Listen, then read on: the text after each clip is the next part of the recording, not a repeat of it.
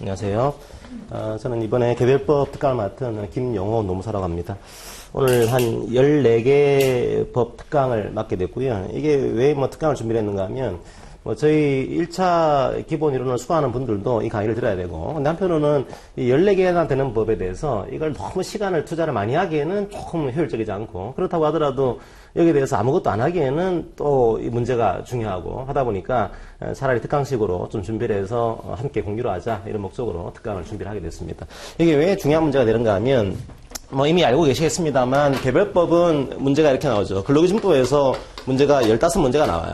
굉장히 중요한 법이 근로기준법인데, 생각보다 이 근로기준법의 문제 분량이 1차에서는 많지가 않습니다. 오히려 개별법에서 10문제가 나와요. 그러니까 각각의 법이 10개가 있고, 각 법당 한 문제가 나오다 보니까, 이 각 법에 할당된 문제가 한 문제입니다. 그러니까 많지가 않은 거죠. 많지가 않다 보니까 공부하기는 뭔가 좀 아쉬워요.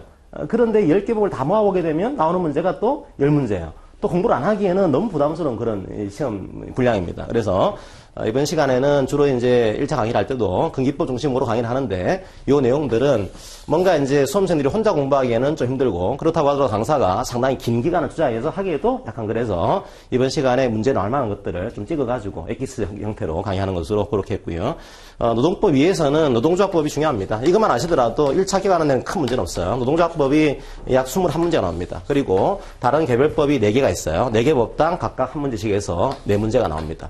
그러니까 노동법위는 노동조합법만 정확하게 이해하시더라도 이 합격하는 데는 큰 지장이 없습니다. 그렇다고 하더라도 다른 법에서 약간 떨어진 점수를 많이 하기 위해서 4개 법도 좀 알아두시면 좋겠죠. 게다가 노동법 위에서의 개별 법령들은 분량이 많지가 않습니다. 많지가 않다 보니까 정확하게 내용을 이해할 수가 있어요. 이해할 수 있으니까 이 강의를 한번 들으시면은 조금 더 이제 여러분들이 수험 준비를 하실 때 도움 되시겠다 생각이 들어서 특강을 준비를 하게 됐습니다.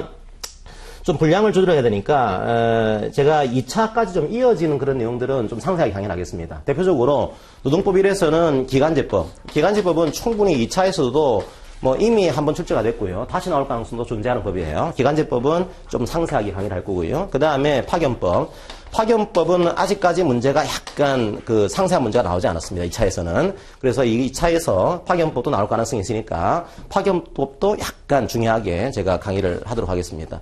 나머지 2차에서 나오는 것들이 있긴 한데, 나머지는 그렇게 이제 2차용으로 들어갔다고 하더라도 나올 가능성이 약간 떨어지는 법들이에요. 대표적으로 이런 것들, 산업안전보건법.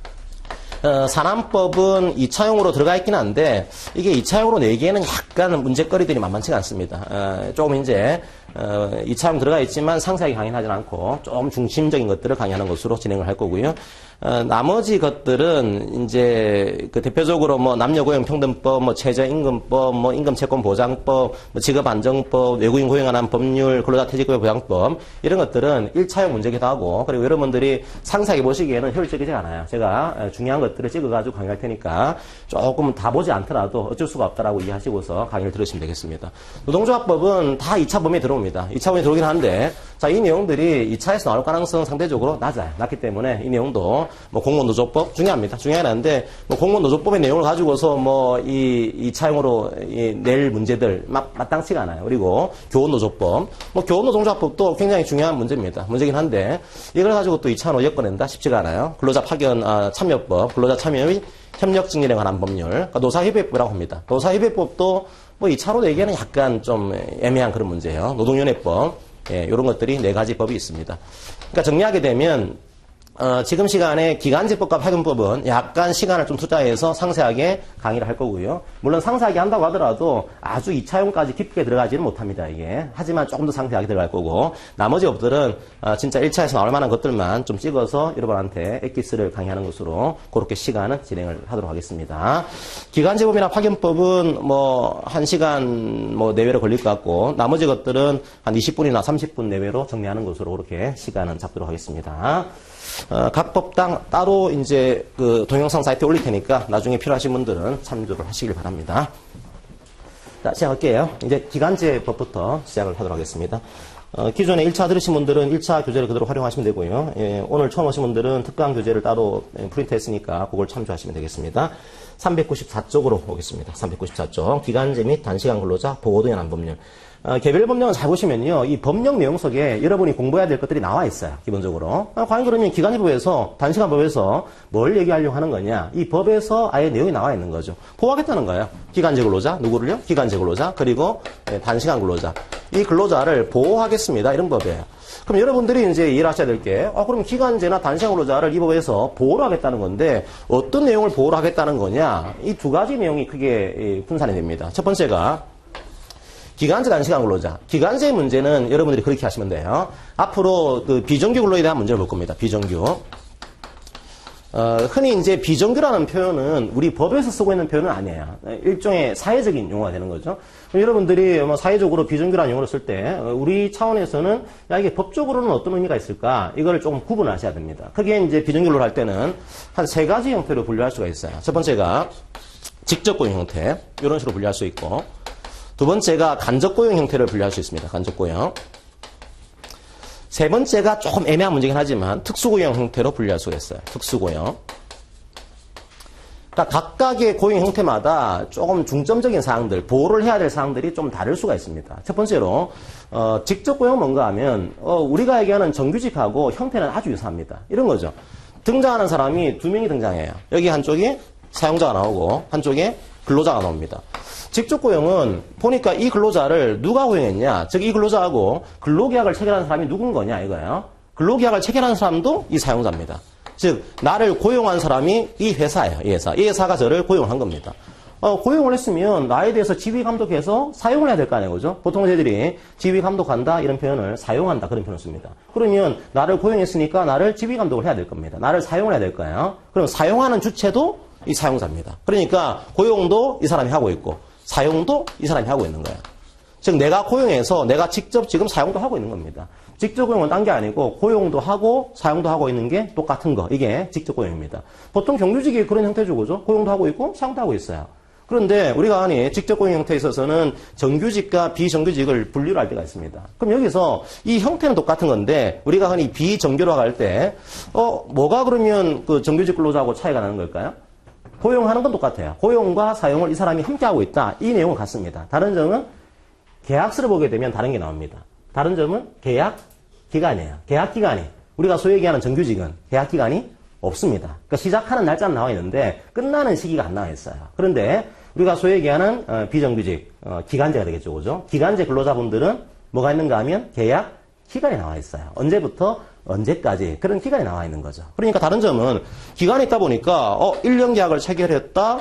1년이 지나면은 계약 기간이 끝나는 겁니다. 이 정규직 같은 경우에는 계약 기간이 없다 보니까 쭉 가요 그냥. 보통 이제 저희들이 법적으로는 정규직을 무기계약직 그런 식으로도 표현합니다. 우리가 아니 이제 사회에서는 정규직과 무기계약직을 구분하고 있지만 법적으로는 의미는 똑같아요. 의미는 계약 기간이 없는 겁니다. 그냥 쭉 가는 거예요. 쭉 가다 보니까 정규직은 걸리는 게 없어요. 걸리는 게 없으니까 쭉 가요. 언제까지요? 예, 정년까지. 최대 한도인 정년까지 고용이 보장되어 있는 근로자. 중간에 그만두게 하는 것은 이게 해고가 되겠죠. 그죠? 해고를 해야지만 그만두게 할 수 있는 근로자. 이게 정규직입니다. 하지만 기간제는 기간이 있다 보니까 이제 기간이 끝났습니다. 이제 그만 나가주세요. 이걸 해고를 보진 않습니다. 이걸 뭘로 보는가 하면 기간 만료. 기간 만료에 따른 계약관계의 자동 종료 사유로 이것들을 파악을 하고 있는 거죠. 그러면 기간제 근로자의 가장 큰 문제 중에 하나는 이거죠. 기간이 끝나게 되면 이제 그만 나가주세요. 이게 해고가 아니에요. 해고가 아니니까 우리가 배웠던 해고의 정당한 이유, 해고의 절차의 제한, 해고 시기의 제한 이런 것들이 적용이 안 돼요. 보호가 안 되는 거죠. 보호가 안 되다 보니까 야 기간제 근로자라고 하더라도 이거 뭔가 보호를 해야 되는 거 아니냐 이런 문제가 등장할 수가 있어요. 과연 이분들의 고용 보장을 어떻게 할 거냐 이 문제가 1차적으로 중요한 문제가 될 겁니다. 그러면 여기서의 기간제 문제는 이 고용 보장, 이 근로조건의 문제, 특별히 그 중에서 가장 중요한 것이 고용 보장이겠죠. 이 고용 보장의 문제를 어떻게 해결할 거냐 이 법률이 만들어지게 됩니다.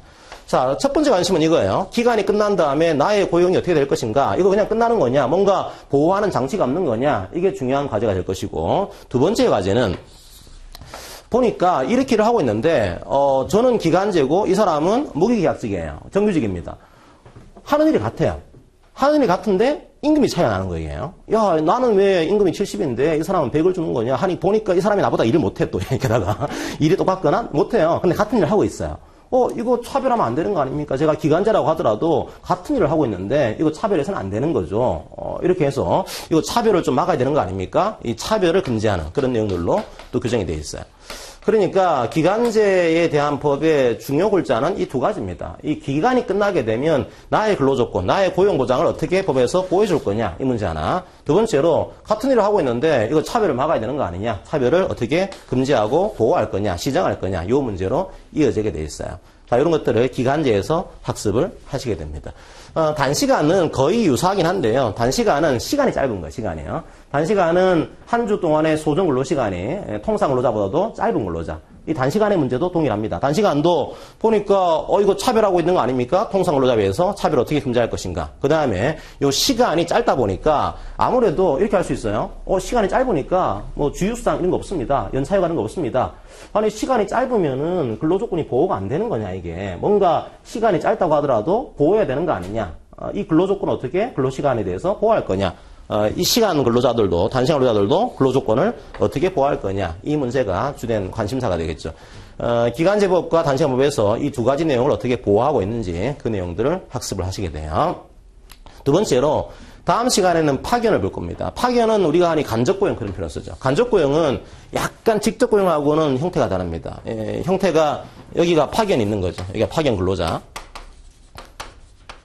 파견 근로자가 약간 신분이 열악하죠. 왜 열악한가 하면 파견 근로자는 가만히 보니까 우리가 소위 얘기하는 사업주가 두 명이 등장을 해요. 보통 저희들이 직접 고용했다고 할 때는 사업주가 한 명 있잖아요. 그죠? 한 명 있는데 파견 근로자는 사업주가 두 명이 있어요. 왜 그런가 하면 파견 근로자는 이 사람을 누군가가 고용을 했을 겁니다. 즉 누군가가 근로계약을 체결했을 거예요. 근로계약을 체결한 주체는 우리가 흔히 얘기하는 파견업체가 돼요. 그러니까 법적으로는 파견 사업주가 됩니다. 파견 사업주가 이분을 고용을 한 거예요. 그럼 나를 고용한 주체는 파견 사업주가 됩니다. 파견 사업주. 그런데 이 파견 사업주가 나를 고용했으면 고용한 사람이 지휘 감독을 해야 될 거 아니에요. 그죠? 나를 사용을 해야 될 겁니다. 근데 사용은요. 자기가 또 안 해요. 고용은 해놓고 사용은 이 파견 사업주랑 계약을 체결한 또 다른 사업주가 등장하게 돼요. 또 다른 사업주가. 이 사람이랑 근로자 파견 계약이라고 하는 계약을 체결합니다. 근로자 파견 계약. 자, 이 계약을 체결해서, 자, 이 사람한테 파견을 보냅니다, 이제. 보내서 누가 지휘 감독하고 있는가 하면 파견 근로자에 대한 고용을 파견 사업주가 있는데 이 사람이 나를 사용을 해요. 즉, 나를 지휘 감독해서 일을 시키는 사람은 따로 있는 겁니다. 파견은 딴 게 아니고요. 이렇게 하시면 돼요. 고용과 사용이 분리가 되어 있는 것. 이게 파견입니다. 고용과 사용이 분리. 나를 사용하는 사람을 저희들이 사용사업주 그런 표현을 쓰게 됩니다. 똑같아요. 그러면 이 법이라고 하는 것이 야 이런 형태가 있으면은 파견 근로자가 열악하지 않냐? 예, 실제로 열악하죠. 이게 왜 열악한가 하면 파견 근로자의 형태는 과거에는 이 98년도 7월 1일 전까지는 이 형태가 법적으로 금지가 됐습니다. 이걸 허용하지 않았어요, 이게요. 98년도에서 이제 이걸 허용을 했습니다. 허용된 지가 얼마 안 됐어요. 이걸 왜 허용하지 않았을까요? 이걸 과거에는 98년도 이전까지는 근로기준법에 따른 구조에 따른 중간 착취로 이걸 했습니다. 야 이거 중간 착취하고 있는 거다. 중간 착취는 안 되는 거야. 금지를 했어요. 잘 보시게 되면 그럴 수 있죠. 그죠? 만약에 사용사업주가 이 파견 근로자를 사용하기 위해서는 어떻게 하면 돼요? 자기가 고용도 하면 돼요. 그죠? 그러면 자기가 다이렉트로 직접 고용을 하게 되면 사용사업주가 줄 인건비가 100이 있다. 100이 있으면 이 사람이 다이렉트로 고용을 했으면 이 사람이 100을 가져갈 수가 있습니다. 그런데 중간에 누가 끼어 있어요. 끼어 있으면은 이 100을 가지고 있다고 하더라도 100이 이 근로자한테 안 오는 거죠. 안 오는 거니까 이 사람이 중간에서 한 20을 가져가는 겁니다. 30을 가져가는 거예요. 그럼 실제로 이 사람한테 돌아오는 돈은 70이나 80밖에 안 되는 겁니다. 이거 중간에서 당신이 지금 고용에 개입을 해서 착취하고 있는 거 아니냐. 과거에는 이거를 금지를 한 거야. 금지를 했는데 이게 IMF 시기를 거치면서 이제 사측 입장에서 정부 입장에서 노동계에 조금 양보를 요구한 거죠. 이거 파견이 지금 많이 할 수밖에 없다 지금. 이거 좀 노동계가 양보해달라. 뭐 이런 식의 여러 가지 이유를 들어서 이 내용을 일부 양소화를 시켰습니다. 현재로서는 일부 상시 파견이 양성화되어 있어요. 양성화되어 있는데 여전히 좋지 않은 형태입니다. 그죠? 안 좋은 거죠. 이거는 파견 근로자 입장에서는 굉장히 열악한, 좋지 않은 형태입니다. 좋지 않은 형태니까, 야, 우리를 그러면 법적으로 보호를 해야 되는 거 아니야? 역시 파견 근로자에 대한 보호법이 필요하겠죠. 두 가지 형태를 보호하게 됩니다. 똑같아요. 첫 번째는 차별금지. 보니까 파견 근로자가 사용사업주의 사업장에 가서 일을 하고 있는 겁니다. 일을 하고 있는데 사용사업주에 또 근로자가 있어요. 이 근로자랑 이 파견 근로자랑 하는 일이 다르지가 않은 거예요. 같은 일을 하고 있는 겁니다. 그런데 우리는 파견이라는 이유만으로 지금 임금이 너무 작은 거 아닙니까? 이거 차별을 막아야 되는 거 아닙니까? 이거 어떻게 보호할 겁니까? 이런 내용들이 하나 규정이 되게 돼 있고, 두 번째로는 근로조건에 대한 문제인데 파견 근로자의 근로조건은 약간 다를 수가 있어요. 뭐 여러 가지 내용이 유사하긴 하지만 또 하나의 중요한 것이 파견 근로자가 지금 사용사업주의 사업장에서 일을 하고 있습니다. 그런데 본인을 고용한 사람은 파견 사업자예요. 나의 계약상의 사용자는 파견 사업주입니다. 가만히 보니까 조금 이제 형평이 파견 사업주는 좀 안 좋은 거예요. 제가 가보니까 사용 사업주가 훨씬 더 좋아요. 여기는 대기업체고 여기는 이제 파견 업체고. 그런데 나는 사용 사업주의 근로자가 아닌 겁니다. 아니 어차피 여기서 근로하고 있으니까 아예 그냥 대기업체가 이 사용사업주가 나를 고용도 하면 안 될까요? 이런 바람이 있겠죠, 그죠? 어차피 나를 사용하고 있는 거니까 이거 나를 고용도 해야 될 필요성이 있지 않습니까? 라고 해서 사용사업주가 만약에 파견사업주의 고용된 근로자인 파견 근로자를 몇 년을 초과해서 근로하게 되면 당신이 이거 안 좋은 형태인 거니까 이걸 상시화시키면 안 됩니다. 만약에 그 정도 상시화가 됐으면은 당신이 고용도 직접 하세요. 고용해야 될 의무를 부과하고 있습니다.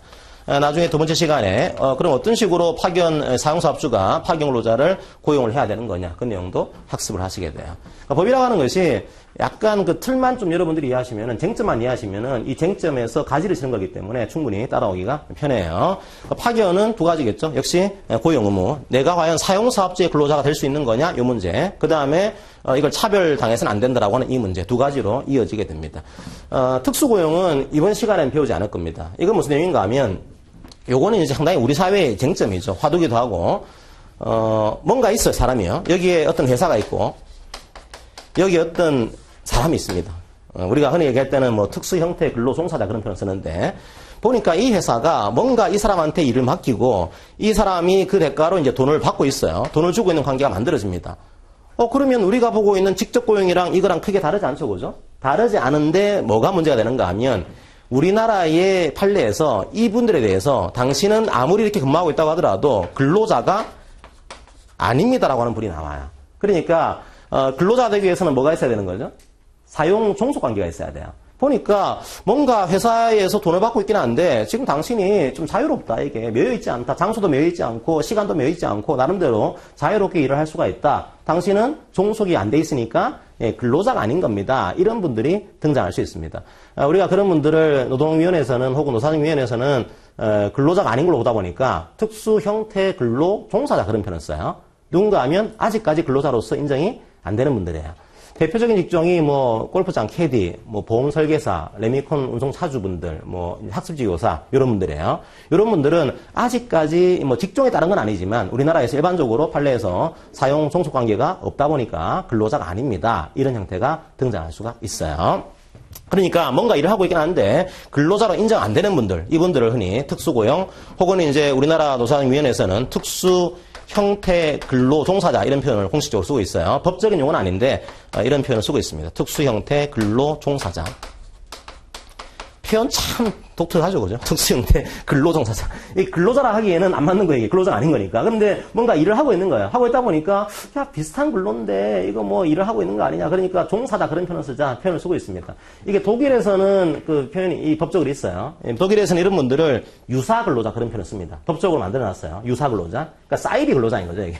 뭔 말인가 하면 이 근로자 같긴 한데 또 우리가 전통적으로 얘기하는 근로자가 또 아닌 거예요. 뭔가 유사한 근로자인 겁니다, 이게요. 사이비 같은 그런 근로자. 그런 근로자를 어떻게 보호할 거냐. 독일에서는 그런 분들을 법을 만들어놨어요. 이 근로자와 사용자 중간에 끼어있는 유사한 근로자들은 이런 내용은 보호해주고 이런 내용은 보호하지 않겠습니다. 독일에서는 법률을 통해서 이분들을 보호하고 있습니다. 우리나라는 아직까지 그게 없어요. 우리나라는 노동법의 체계가 이분법입니다. 올로 나뛴 구조예요.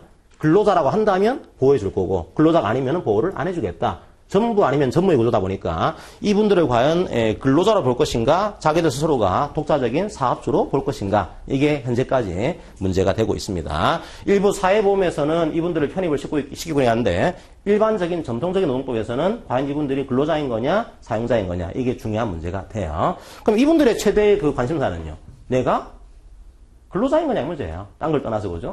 내가 근로자가 되면은 보호의 가능성이 열리는 겁니다. 그런데 근로자가 아니면은 보호가 안 돼요. 노동법에서는. 그런 한계가 등장한다. 근데 이분들에 대해서는 아직까지 특별한 법이 없다 보니까 그냥 논쟁이 이분들이 과연 근로자인 거냐 아닌 거냐 그 논쟁이 있다. 두 번째로는요. 혹시나 2차에 나오게 되면은 또 하나의 논쟁이 그러면 현재 골프장 캐디분들이 일반적으로 판례에서는 근로기준법상으로는 근로자가 아닌 걸로 보고 있어요. 근데 판례에서는 또 노동조합법상으로는 또 노동자 만드는 거 인정해주겠다 이런 판례도 있습니다. 그러면 과연 이분들이 근로기준법상으로는 근로자가 되고 노동조합법상으로는 근로자가 안 되고 노동조합법상으로는 근로자가 되고 이거 어떻게 구분해야 되는 거냐 이 문제가 2차형으로 이어질 수는 있어요. 1차에서는 이분들을 관할하는 법이 특별하게 없습니다. 없다 보니까 이 내용을 제가 이번 시간에는 생략을 합니다. 주로 비정규직 할 때는 요 직접고용, 기간제, 그 다음에 단시간, 그 다음에 파견 근로자 요걸 중심으로 강의를 하게 될 겁니다. 이번 시간은 기간제와 단시간을 중심으로 강의를 할게요. 조금 이제 시간 관계상 제가 급하게 강의를 좀 할 겁니다. 잘 따라오시기 바랍니다. 기간제 첫 번째 여러분이 아주 원칙을 보시면 되겠습니다. 계약이 끝나는 관계가 있어요. 즉 근로계약 관계가 근로관계가 끝나는 사유를 먼저 이해를 하실 필요가 있습니다. 근로관계가 끝나요. 세 가지 사유가 있습니다. 나하고 사용자하고의 계약관계가 끝나는 케이스. 첫 번째가 사직이 있어요. 사직이나 혹은 이걸 합의 해지. 그러니까 정확하게는 법적인 용어를 쓰겠습니다. 그냥 해지의 통고. 근로자가 계약관계를 해지하겠습니다. 통과하는 경우 혹은 합의 해지를 청약하는 경우 그래서 사용자가 승낙하는 경우가 나올 수가 있어요. 내가 그만두겠습니다 던지든지 아니면은 내가 그만둘 테니까 사용자가 승낙해 주세요. 그렇게 해서 그만두든지 자기의 의사로 끝나는 케이스가 등장할 수가 있습니다. 이거는 뭐 큰 문제는 없습니다. 두 번째로는 끝나는 케이스가 계약관계가 자동으로 끝나는 케이스가 있어요. 자동 만료 사유. 자동 종료라는 얘기는 그 사유가 등장하게 되면 뭐 사용자 의사가 아니고 근로자 의사가 아니고 그냥 자동으로 계약관계는 끝나는 겁니다. 한마디로 사용자한테 책임 안 묻는 거예요. 이제 끝났습니다. 이제 그만 나가주세요. 책임 물을 수가 없어요. 그게 세 가지 종류를 지금 우리 판례나 법에서는 인정하고 있습니다. 첫 번째가 사망.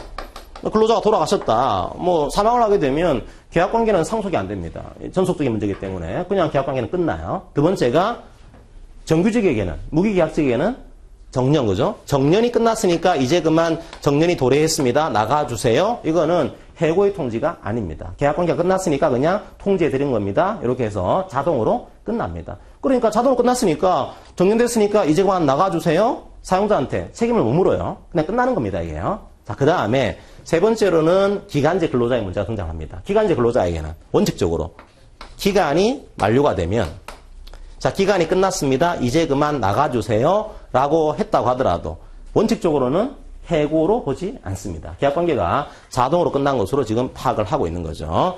자, 그런데 요거 말고 우리 근로기준법에서는 딱 한 가지만 보호를 해줘요. 이것들은 판례를 통해서 보호되는 케이스가 있긴 한데 법적으로는 보호되지 않습니다. 원칙적으로는요. 보호되는 케이스가 딱 한 가지예요. 뭔가 하면 해고.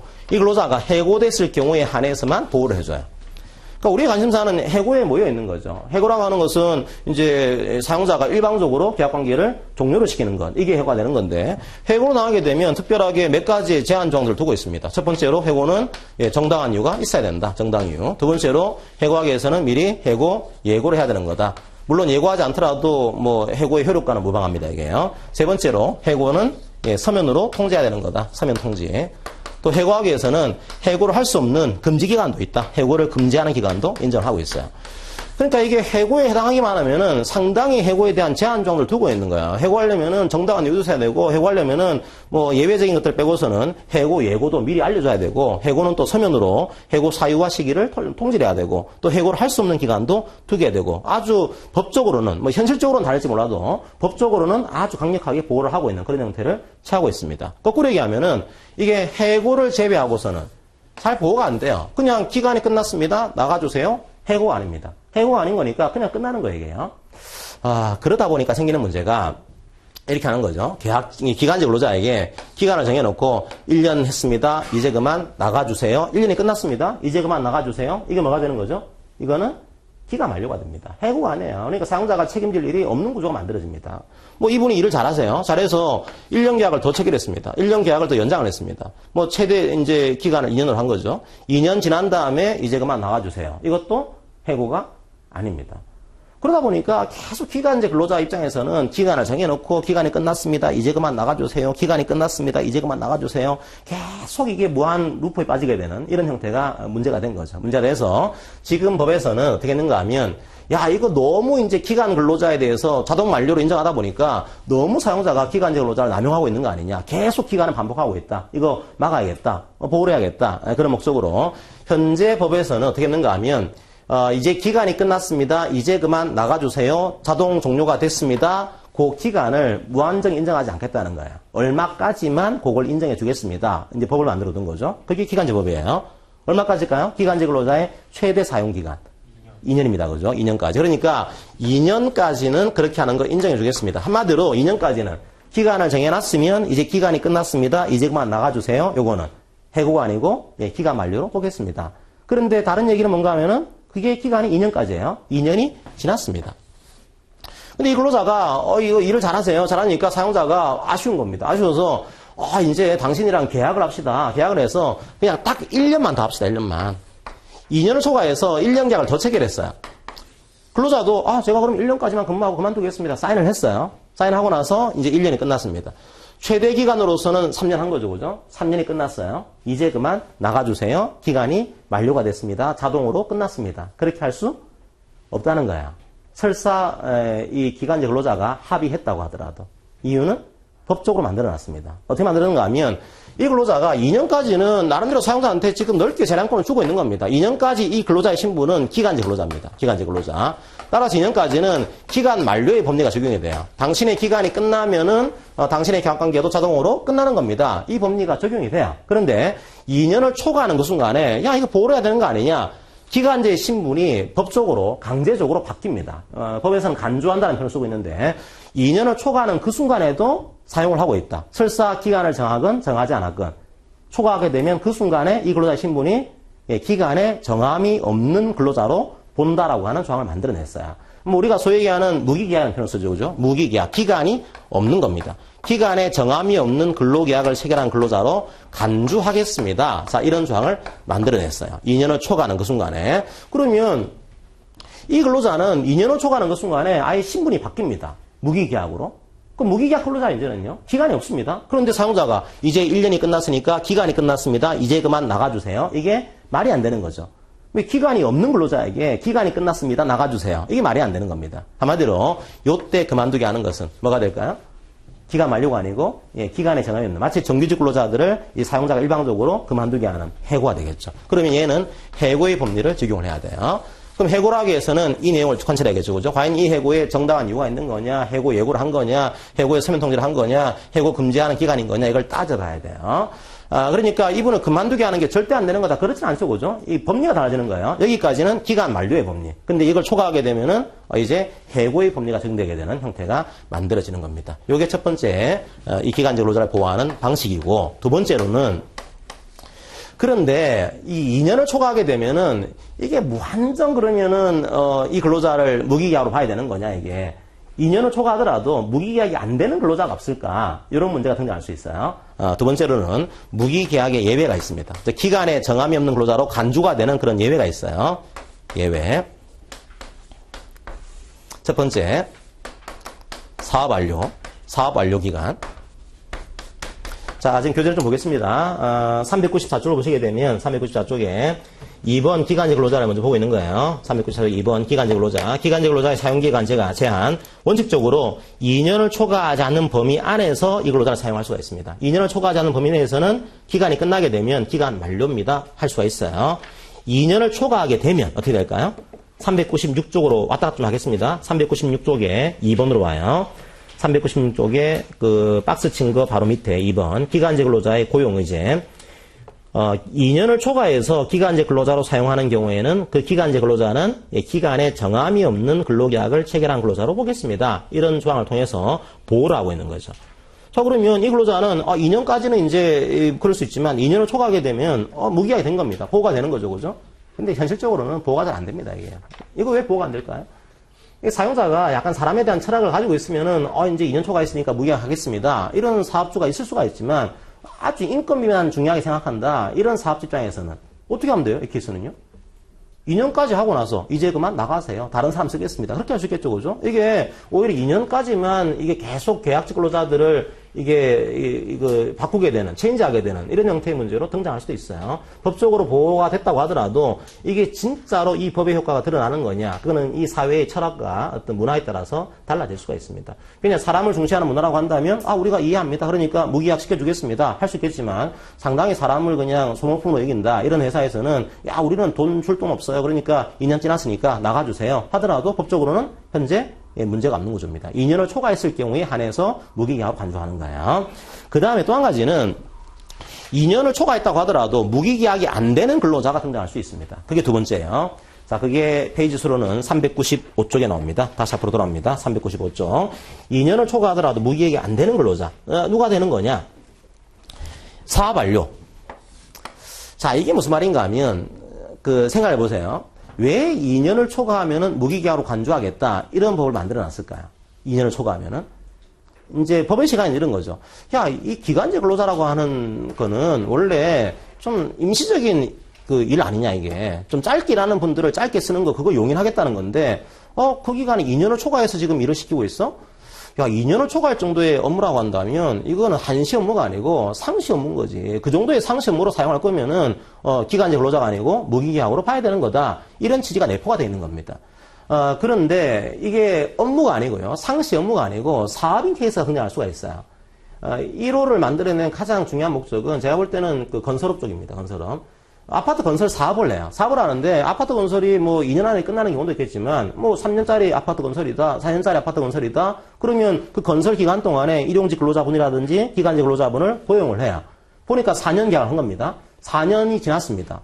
그랬더니 이분들 입장에서는 우리가 2년을 초과했으니까 이건 무기계약으로 봐야 되는 거 아닙니까? 라고 했을 경우에 이 법의 태도는 그거는요, 원래 상시 업무일 경우에 한정되는 것이고, 사업은 좀 일종의 프로젝트 아닙니까, 이게. 프로젝트는 시작이 있고, 끝이 있는 거니까, 그거는 그냥 끝나는 겁니다. 이게 사업 완료를 정한 경우에는 그 기간까지 우리가 다 인정해 줄 수가 있습니다. 즉, 4년의 계약을 체결했다고 하더라도, 그 기간을 다 계약 기간으로 인정할 수가 있습니다. 이거 끝나게 되면 해고가 아니고, 기간 만료입니다. 라고 인정할 수 있도록 그런 예외를 만들어둔 거죠. 일종의 사업에 대한 만료기간은 상시업무로 안 보는 거예요. 사업기간인 거니까 그 기간이 설사 2년을 초과했더라고 하더라도 인정해 주겠습니다. 그런 예외를 첫 번째로 만들어두게 되고, 두 번째로는 이제 휴직, 파견 등으로 결혼이 발생했어요. 그러니까 어떤 얘기인가 하면 정규 근로자가 휴직을 한 거예요. 이게 파견을 간 겁니다.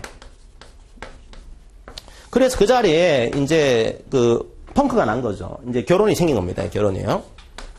결혼이 생겼으면 이 자리를 메꿔야 될 거 아니에요, 그죠? 메꿔야 되는데 그 기간을, 그 자리를 기간제 근로자가 메꾼 겁니다. 메꿨을 경우에 만약에 휴직을 간 근로자가 복귀를 할 건데 복귀를 1년 만에 했다, 2년 만에 했다, 그런 문제가 없어요. 근데 한 3년 동안 그 휴직을 쓴 겁니다, 이게.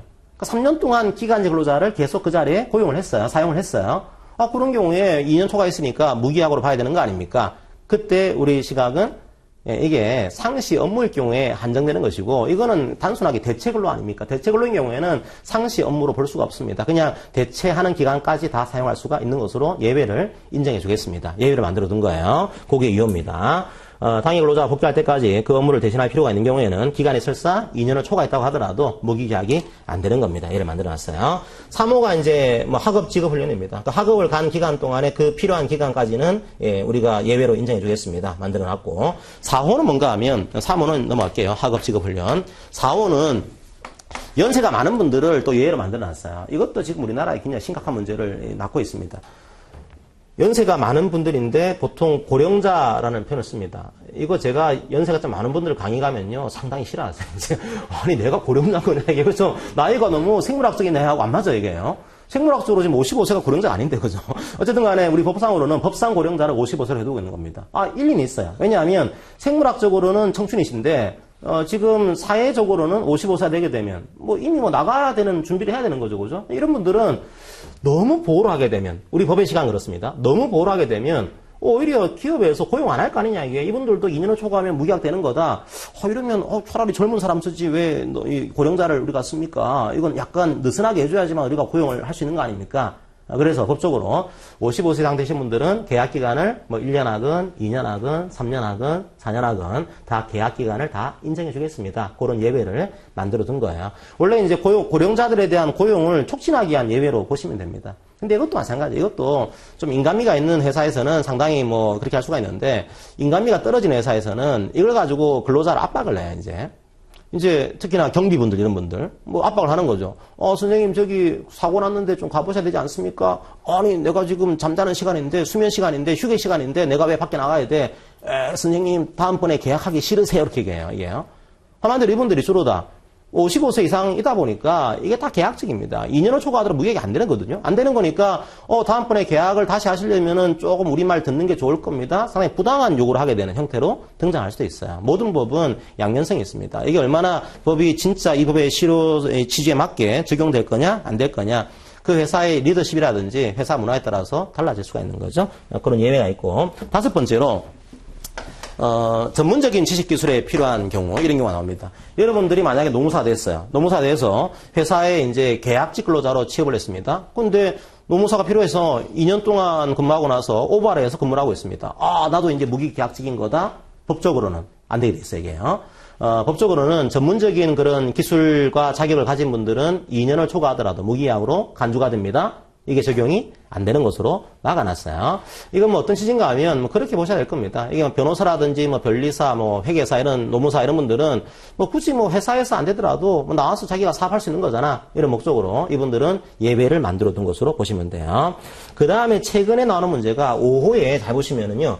전문적인 지식 기술의 활용이 필요한 경우와 정부의 복지 정책, 실업 대책에 따라서 일자리를 제공하는 경우 이렇게 만들어놨어요. 두 가지가 있는 거죠. 전문적인 기술이 필요한 경우, 정부의 대책. 정부의 실업 대책에 따라서 한마디로 5호에 나와 있는 끝에 나와 있는 내용은 뭔가 하면은 정부가 사업을 한 거예요. 사업을요. 정부가 보니까 야 실업률이 너무 높네. 높으니까 우리가 사업을 통해서 약간 실업률을 낮춰야겠다. 사업을 펼친 겁니다. 정부가. 복지 사업을 한 거예요. 실업 사업을 한 겁니다. 뭐 공공 일자리 사업 이런 경우에는 보니까 2년짜리 사업인 건데 아직까지 실업률이 낮춰지지 않았네요. 약간 더 연장하겠습니다. 약간 연장해서 사업 기간을 조금 더 했다고 하더라도 3년짜리 사업을 했다고 하더라도 그거는 사업인 거니까 예외적으로 인정해 주겠습니다. 그런 내용을 5호에 만들어 두고 있는 거예요.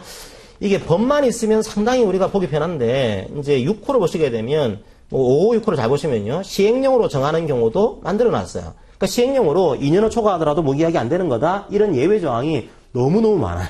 많기 때문에 여러분들이 시험 공부하실 때 이걸 다 외우기는 현실적으로 쉽지가 않을 겁니다. 일단은 법률 내용을 먼저 보시고 시행령 중에서 조금 필요한 것들을 좀 보여드리고 제가 넘어가겠습니다.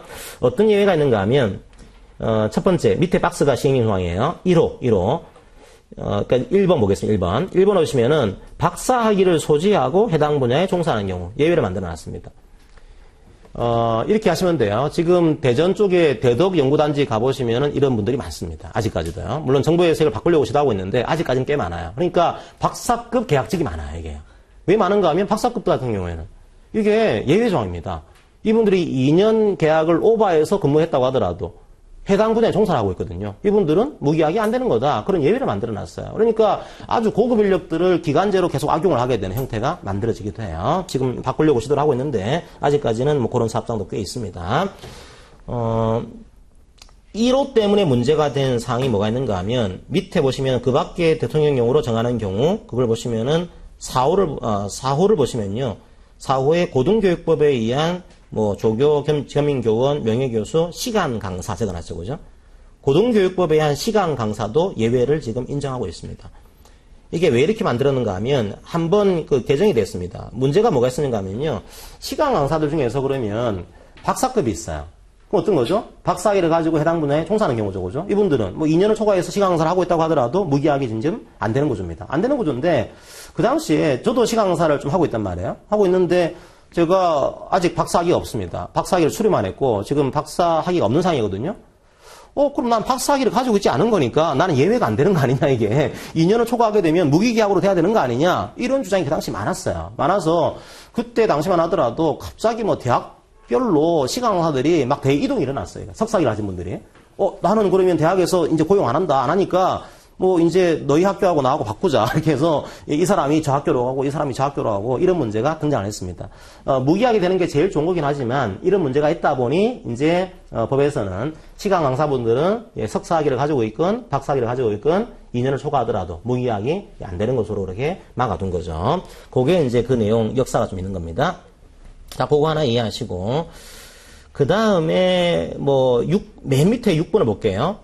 1주 동안의 소정 근로시간이 뚜렷하게 짧은 단시간 근로자분들도 무기계약이 지금 간주 안 되는 것으로 지금 예외를 만들어 놨어요. 한번 여러분들이 근로기준법에서 학습을 하겠지만 한번 정리해 볼까요? 한 주의 근로시간이 15시간 미만인 분들이 있습니다. 한 주에 15시간 미만 근로자. 우리가 소위 이분들을 단시간도 아니고 초단시간 그런 표현을 쓰죠. 초단시간 근로자. 초단시간 근로자분들은 빠지는 조항들이 좀 있습니다. 첫 번째. 이거 지금 문재인 정부에서 바꾸려고 지금 좀 지도를 하고 있어요. 이게 내년도 시험 볼 때는 다른 내용이 나올 수도 있습니다. 아직까지는 그대로 적용하시면 됩니다. 첫 번째로는 15시간 안 되는 분들은 1년 근무했다고 하더라도 퇴직금이 안 나와요. 안 주더라도 법 위반이 아닙니다. 퇴직급에 대한 법조항이 적용이 안 돼요. 퇴직급이요. 두 번째로 보통은 이제 한 주간의 소정 근로일수를 개근하게 되면 하루 이상의 유급주의를 줘야 됩니다. 근데 이분들은 한 주를 개근했다고 하더라도 15시간 안 되는 분들은 유급주의에 대한 조항이 빠져요. 유급주의. 이게 적용되지 않습니다. 세 번째로 자, 우리가 이제 5인 이상 사업장이면은 유급 연차 휴가를 표현해야 돼요. 근데 15시간 안 되는 분들은 유급 연차 휴가가 빠집니다. 유급 연차 휴가가 적용이 안 돼요. 자, 마지막으로 사회보험을 생각하겠습니다. 그냥 마지막으로 이분들은 이 기간제 법에 따라서 이제 2년을 초과해서 근무했다고 하더라도 무기계약으로 간주가 된다. 이 내용이 적용되지 않습니다. 무기계약에 빠져요. 무기계약 적용 간주가 됩니다. 자, 이 내용이 적용되지 않습니다. 그래서 우리나라에 지금 15시간 미만 계약자가 굉장히 많이 늘어났어요. 현재 14시간 계약자 많습니다. 최근에 14시간 반 계약도 많아요.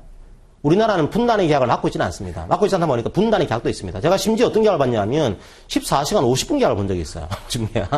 그거는 나중에 약간 이제 노동부에 가거나 법원에 가게 되면은 아마 사업주가 질 가능성이 있는 계약인데 어쨌든 간에 지금 15시간 안 되는 분들은 빠지는 게 많다 보니까 인건비가 사실은 세이브가 돼요. 세이브가 되다 보니까 워낙 이런 계약들이 퍼져 있어서 조금 지금 정부에서는 15시간 안 되더라도 퇴직금 줘야 되는 거 아니냐. 왜요? 퇴직금도. 15시간 안 되면은 15시간 안 되는 것만큼의 퇴직금을 주면 되는 거지. 굳이 OX로 할 필요가 있는 거냐. 이런 조금 이제 문제의식을 가지고 있습니다. 아직까지는 그대로 적용이 되고 있어요. 그래서 15시간 안 되는 분들도 무계약 된다. 이 내용은 빠지게 됩니다. 밑에 판례는 그렇게 중요한 판례는 아닙니다. 395쪽에 맨 밑에 판례는 이런 형태는 어떨까 이거죠. 보니까 이분이 쭉 이 회사에서 근만기간이 한 3년 근무를 하신 거예요. 그런데 초단시간 15시간 안 되는 기간이 한 1년 반에 있는 겁니다. 1년 6개월. 15시간 넘어간 이상 된 계약이 한 1년 6개월 있는 겁니다. 그런 경우에 이분이 과연 무기계약이 된 것이냐 안 된 것이냐. 우리 판례에서는 초단시간 계약은 예외적인 그런 조항이니까 요 기간 빼고서 15시간 이상 근무한 기간이 2년 초과했습니까? 이걸 보겠습니다라는 것이 우리 판례 태도예요. 그게 395쪽에 맨 밑에 나와 있는 그 내용입니다. 한번 읽어보시고 나중에. 그 다음에 396쪽에 지금 올림픽을 하고 있으니까 말씀드리면은 7번을 보시면은 국민체육진흥법에 따른 선수와 체육 지도자 업무에 종사하는 경우에는 또 예외적으로 무기약 안 되는 것으로 막아놨어요. 그 체육 지도자 자격증이 있습니다. 이런 자격증을 가지고 근무하는 경우에는 이것도 예외가 되는 것으로 막아놨어요. 자, 그렇게 여러분들이 큰 틀에서 이해를 하시고요. 세 번째로 그러면 이분들이 이제 기간제 근로자가 있습니다. 갑이라고 하는 기간제 근로자가 있는데 갑과 동종 유사한 업무를 하려고 하는 이제 무기계약직 기간에 정함이 없는 근로자를 고용하려고 해요. 기간에 정함이 없는 근로자.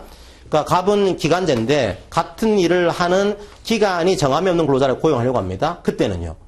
새로 고용하지 말고 그 일을 하고 있는 그 기간제 근로자를 우선적으로 잘 보셔야 돼요. 우선적으로 고용해 야 한다가 아니에요. 고용하도록 노력해야 된다. 노력조항을 부과하고 있습니다. 그러니까 일종의 사용자에게 채용권이 있다 보니까 야 이걸 강제하기에는 약간 자본주의 국가에서 좀 그렇다라고 해서 이왕 고용할 거면은 이분을 고용하도록 노력하세요. 그런 조항을 부과하고 있습니다. 노력조항은 사실은 이게 조금 따지기 쉽지 않은 그리고 이에 대한 특별한 제재를 가기 쉽지 않은 그런 형태가 만들어지겠죠. 여튼 중요합니다. 이게요. 되게 이제 고용해야 된다 이런 조항도 나오고요. 경우에 따라서는 노력해야 된다 조항이 나오는데 노력과 이건 다른 거죠. 여기서는 노력해야 된다라고 하는 거 기억하시고요. 자, 그러면 기간제에 대해서는 이런 근로조건에 대한 보호장을 두고 있습니다. 단시간은, 이렇게 하시면 돼요. 단시간에 대한 근로조건은 지금 근로조건에 대한 보호를 보고 있는 겁니다. 기간제 같은 경우에는 지금, 계약 기간이 이제 2년을 한다. 이걸 초과하게 되면 무기계약으로 간주가 된다. 그런데 이 무기계약에 예외도 있다라고 하는 거, 이걸 봤어요. 단시간에 대한 문제는 한번 이렇게 보겠습니다. 이분이 계약 기간이, 여러분들 일단 여기서는 단시간 근로자의 정의를 이해하셔야 돼요. 단시간 근로자. 이거 1차용으로 나온 적이 있습니다. 단시간 근로자의 정의가 뭘까요? 짧은 거죠, 그죠? 짧다 보니까 이분은 비교 대상이 있어야 돼, 비교 대상. 자, 자기랑, 동종, 유사한 업무를 하고 있는 통상 근로자라는 표현, 통상 근로자. 통상적인 근로자보다도 한 주간의 소정 근로 시간이 짧은 근로자. 이게 단시간이에요. 그러니까 한 주 동안에 계약서에 나와 있는 소정 근로 시간이 짧다. 이 근로자가 단시간입니다. 그럼 단시간에 대해서는 우리 회사의 일반적인 근로자들은 한 주에 40시간 근로를 하고 있습니다. 40시간. 근데 저가 들어갔더니 같은 일을 하고 있는데 저는 30시간으로 계약을 체결했어요. 단시간 되는 거죠, 그죠? 다른 나랑 같은 일을 하는 분들은 일반적인 통상 근로자들은 40시간인데 나는 30시간이다. 저희 신분이 단시간이 되는 거예요. 여기서 어떤 문제가 생기는가 하면 이분에 대해서 연장 근로를 하려고 합니다. 연장 근로 몇 시간까지 가능하죠? 일단 휴일 근로와 연장 근로의 중복은 생략하고 연장 근로의 한도가 한 주에 12시간이죠, 그죠? 40시간 초과해서 12시간까지 연장 근로를 합의하게 되면 할 수가 있습니다. 그런데 단시간 근로자들도 이걸 오버하더라도 합의하게 되면, 합의를 안 하면 할 수가 없는 거지만 합의하게 되면 오버해서 근로할 수가 있습니다. 보통 이제 단시간 근로자의 오버한 근로를 초과 근로 그런 표현 쓰긴 하지만 그건 무시하시고요. 어쨌든 간에 30시간을 오버해서 근로했다. 합의해서. 근데 얼마까지 가능할까 이게요? 40 더하기 10일 하게 되면 최대 한도가 50이겠죠. 그죠? 그러면 단시간 근로자분들도 법정 근로시간이 아니고 소정 근로시간을 가지고 지금 계약을 짧게 한 건데 이 오버하는 시간이 52까지 가능한 거냐? 아니면은 이 소정 근로시간을 기준으로 해서 요때로부터 12시간까지만 가능한 거냐? 이런 문제가 등장할 수 있습니다. 12시간의 기준점이요. 소정 근로시간이 돼요.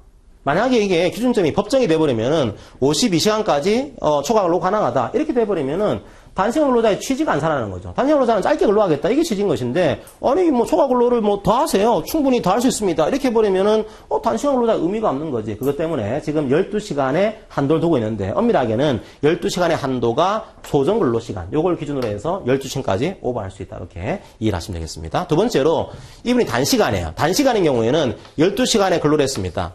임금을 줘야 돼요. 얼마를 줘야 될까요? 얼마를 줘야 될까요? 조금 더 이제 근로기준법의 내용들하고 헷갈릴 수가 있습니다. 만약에 지금 40시간 계약이 법정 근로시간입니다. 근데 저는 단시간이에요. 단시간. 단시간이라고 하면 전제로 깔아야 됩니다. 이 법은 단시간에 대한 법이에요. 즉 동종 유사한 업무를 하고 있는 근로자보다도 짧다. 이런 근로자인 겁니다. 이런 근로자가 30시간분에 대한 돈을 받고 있습니다. 근데 우리 회사가 일이 많아졌어요. 일이 많아져서 한 10시간을 초과 근로를 했습니다. 10시간을 초과 근로. 얼마의 돈을 줘야 되는 거냐? 여기에 대해서 근로기준법을 보시게 되면 이걸 오버했을 경우에 50% 임금을 추가 지급해야 된다. 그 기준 시간이 법정 근로시간이에요. 그죠? 법정 근로시간을 오버하게 되면 그게 연장근로 되는 거고, 연장근로 되게 되면 이 연장근로에 대해서는 통상임금의 100분의 50을 추가 지급해야 됩니다. 이렇게 만들어 놨어요. 자, 그런데 단시간 근로자가 30시간분에 대한 지금 돈을 받고 있는 겁니다. 10시간 오버했어요. 그럼 이 10시간 오버한 것도 돈을 줘야 됩니다. 얼마나 줘야 되는 거냐? 과연 100%를 주면 되는 거냐? 아니면은 150%를 줘야 되는 거냐? 이 문제가 등장할 수 있습니다. 보통 저희들이 요 시간, 10시간 이걸 어떻게 하는가 하면 표현할 때 분명히 초과했죠. 그죠? 소정 근로 시간은 초과한 겁니다. 보통 이제 저희들이 이 판례에서 왔다 갔다 하는데요. 일반적으로 법정 근로 시간을 오버한 근로를 연장 근로 그런 표현 쓰고 있고요. 되게 소정 근로 시간, 계약서에 나와 있는 시간 오버한 근로를 보통 초과 근로 그런 표현 씁니다. 일반적으로. 그러면 이 근로는 초과한 거예요. 그죠? 계약서에 나와 있는 시간은 초과를 한 겁니다. 초과했어요. 초과를 했는데 가만히 보니까 뭐는 오버하지 않았어요. 이 뭐를 오버하지 않은 겁니까? 법을 오버하지는 않은 거죠. 그죠? 그래서 법은 오버하지 않은 거다라고 해서 법 내에 초과 근로가 발생했다. 이런 표현을 씁니다. 법 안에 있는 초과 근로. 자, 그러면 초과했지만 근로기준법이라고 하는 이 법을 오버하지 않았을 경우에 이 근로에 대해서 얼마 임금을 추가 지급해야 되는 거냐? 이 문제가 등장할 수가 있습니다. 그런데 기간제법이 만들어지기 이전까지는 어떻게 했냐 하면 원래 50%에 대한 추가 기준 시간이 법정 근로 시간이었어요. 법정 근로 시간이었으니까 초과 근로했으니까 100은 주는 거지만 법 안에 있는 거니까 이 법을 오버해야지만 50인 건데 법 안에 있는 거니까 얘는 없어. 따라서 100만 주면 되는 거야. 이게 과거 법의 태도였습니다. 그런데 보니까 야 단시간이잖아. 단시간은 짧게 근로를 해야 되는데 그러면 이런 경우라고 하더라도 100만 주했기 때문에 100만 주면 문제가 없다라고 한다면 사용자가 이게 초과 근로에 대한 유인들이 너무 세지는 거 아니냐. 조금 더 근로하세요. 우리가 100만 주면 되는 겁니다. 너무 단시간 근로자에 대한 초과 근로를 너무 땡기고 있는, 너무 이제 좀 뭐랄까요, 뭔가 강조를 하게 되는 이런 문제가 등장하는 거 아닙니까? 그것 때문에 지금 단시간에 대한 법률을 바꿨어요. 어떻게 바꾸는가 하면 설사 요 시간이 법 안에 있다고 하더라도 소정 근로시간을 초과하게 되면 단시간 근로자에게는 50%에 대한 가산임금을 추가로 지급을 해야 됩니다. 그렇게 현재는 단시간 근로자에 대해서는 법을 개정이 돼 있어요. 개정이 돼 있습니다. 통상 근로자 아니지만 단시간 근로자들은 이 경우에 법 내 초과 근로인 경우에도 50을 추가 지급을 해야 된다고 하는 거 꼭 기억하세요. 자, 보겠습니다. 단시간 근로자 2번. 자, 사용자가 소정 근로시간을 초과해서 근로하게 되는 경우에는 근로자의 동의가 필요하다. 물론 소정 근로시간을 초과해서 12시간을 초과할 수는 없어요. 기준은 소정 근로시간입니다. 법정이 아니고. 그리고 소정 근로시간을 초과하게 되면 이 초과 근로에 대해서는 설사에게 법 내 초과 근로인 경우에도 단시간 근로자라고 한다면 50%를 추가 지급해야 됩니다. 이렇게 법을 현재 개정을 했어요. 똑같습니다. 단시간 근로자를 통상 근로자를 채용하려고 할 때는 같은 일을 하고 있는 단시간 근로자를 우선적으로 고용하도록 노력해야 한다라고 하는 거. 그것도 잘 나와요. 기억하시고. 그 다음에 5번도 이제 아주 중요한 조항은 아니지만 그래도 문제는 잘 나올 수가 있어요. 보니까 제가 이제 가정일이 좀 이제 바빠요. 그래서 제가 이제 40시간 근로하기 그렇고 좀 짧은 근로자, 단시간 근로자로 고용 좀 일하기 원합니다. 그걸 신청하게 되면은 단시간 근로자로 전환하도록 이것도 노력해야 됩니다. 노력은 그 사람의 인격에 맡겨져 있습니다. 그러니까 이게요. 인격이 없는 사람이 노력한다고 하더라도 이게 안 돼, 이게. 근데 항상 이제 우리 조직, 노동 문화가 좀 그런 노력 조항이 좀 실현될 수 있도록 그렇게 하는 게 필요하죠. 이게 왜 필요한가 하면요. 영국 같은 경우에는, 과거에 단체 계약을 계약으로 보지 않았습니다. 단체 계약을 신사협정으로 일했어요. 그러니까 단체 계약을 저희들은 계약으로 보잖아요. 그죠? 계약으로 보는데 영국 같은 경우에는 단체 계약을 신사협정, 즉 이걸 지키지 않더라도 뭐 계약 불이행이다. 그렇게 보지 않은 겁니다. 그런데도 불구하고 단체 계약이 과거에 꽤 지켜졌어요. 요즘은 좀 다른 문제가 있지만은. 왜 그럴까요? 신사협정이라더라도. 이게 우리가 신사 아니냐, 이게. 이게 젠틀맨이라고 보여주는 거기 때문에 안 지키면은 신사가 아닌 거다. 이런 나름대로 철학이 있었던 거죠. 그 당시에는. 뭐 지금은 그런 게 많이 사라졌지만, 과거에는 이게 계약이 아니더라도 인정하겠다. 그게 우리의 신뢰 관계인 거지. 이런 조금 이제 낭만이 있었던 거죠. 근데 지금은 우리나라도 그렇고, 다른 나라들도 다 이게 신자유주의가 되다 보니까 뭐 계약이 아닌데 뭐 굳이 지켜야 돼. 노력인데 뭐 굳이 노력을 해야 돼? 제재가 없는데? 근데 이게 제재가 없다고 하더라도 뭔가 지켜야 되는 것이 또 우리의 어떤 신뢰관계인 거죠. 그죠? 그래서 그런 것들은 보시면서 한번 생각해 보시기 바랍니다. 두 번째도 의미가 있어요. 두 번째가 차별적 처우에 대한 문제입니다. 차별 처우는 같이 설명드리겠습니다. 기간제와 단시간 근로자를. 제가 말씀드린 대로 기간제와 파견은 약간 중요한 내용도 많기 때문에 제가 시간을 좀 들여서 강의를 하고 있어요. 차별이라고 하는 것은 물론 이것도 올해 작년도 2차 문제로 등장을 한 그 문제입니다. 좀 어려운 문제가 등장을 했었어요. 차별이 어려운 이유 중에 하나가 차별은 항상 비교할 대상이 있어야 돼요. 누구랑 비교해서 차별하지 말라는 거냐 이 문제가 중요하거든요. 만약에 차별을 비교할 대상이 없어요. 그러면요 차별로 볼 수도 없어요. 이거는요. 내가 근로조건이 열악한데 차별하고 있는 거 아닙니까? 누구랑 차별했는데요? 그건 잘 모르겠지만 이게 차별이 아니에요. 누군가 차별을 당할 내가 누구랑 비교해서 지금 적격하고 있다. 이걸 입증을 해야 되는데 그럼 도대체 누구랑 비교를 해야 되는 거냐? 이게 첫 번째 문제입니다. 첫 번째로는 기간제 근로자가 내가 차별을 받고 있습니다. 그럼 도대체 누구랑 비교를 해야 되는 거냐? 이 문제. 그 다음에 제가 단시간이에요. 단시간 근로자가 있습니다. 그럼 단시간 근로자도 제가 시간이 짧다라고 해서 차별하고 있습니다. 누구랑 비교를 해야 되는 거냐? 이 비교 대상을 여러분들이 이해해야 돼요. 이것도 쉽지가 않습니다. 왜 그런가 하면 비교할 대상이 없으면은 차별로 의지할 수가 없어요. 이거를 규율할 수가 없습니다. 자, 첫 번째 누군가 하면 이 사람이 있어야 돼요. 같은 일을 해야 돼요. 혹은 유사한 일을 해야 돼요. 동종 유사한 업무를 수행하는 근로자가 있어야 됩니다. 이게 없으면은 아예 차별 비교 대상이 사라지는 겁니다. 차별로 규제를 할 수가 없는 거죠. 동종 유사한 업무를 수행하고 있는 기간제 근로자는 누구랑 비교할까요? 이걸 하고 있는 무기계약, 기간에 정함이 없는 근로자라 비교합니다. 그러니까 이 업무를 하고 있는 무기계약과 비교해서 차별하지 마세요. 이런 조항 두고 있고, 단시간은 단시간은 똑같습니다. 동종, 같은 일을 하고 있거나 유사한 업무를 하고 있는 단시간은 누구랑 비교하겠습니까? 통상근로자. 일반적인 근로자입니다. 단시간은 일반적인 근로자에 비해서 짧은 근로자니까 우리 회사의 일반적인 일을 하고 있는 통상근로자랑 비교를 해요. 통상근로자. 비교를 해서 차별하지 마세요. 차별 금지 조항을 두고 있습니다.